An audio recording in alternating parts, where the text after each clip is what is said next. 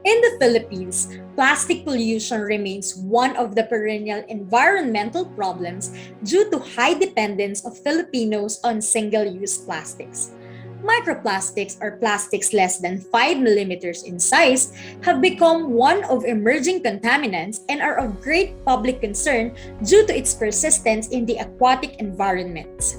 This microplastic comparative study between Lake Sampaloc and Lake Yambo was conducted to fill the research gaps regarding freshwater microplastics.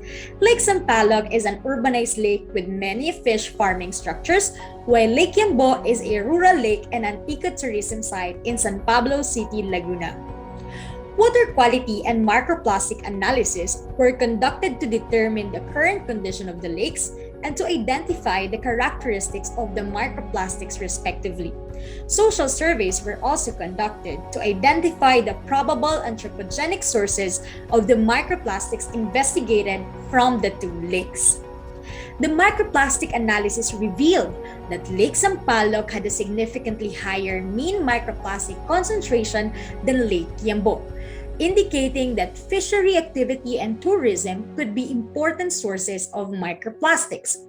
Results also showed that fibrous, colored, and small-sized particles were the main features detected in surface waters of both lakes.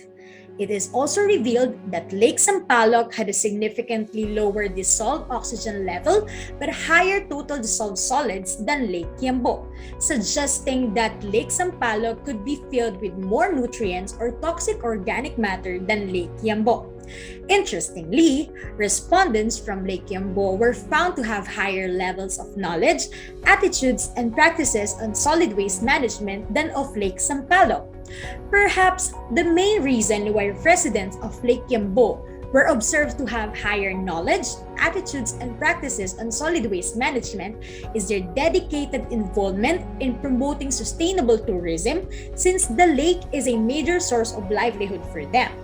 More so, the residents are being incentivized when they collect and bring their waste to their nearest material recovery facility.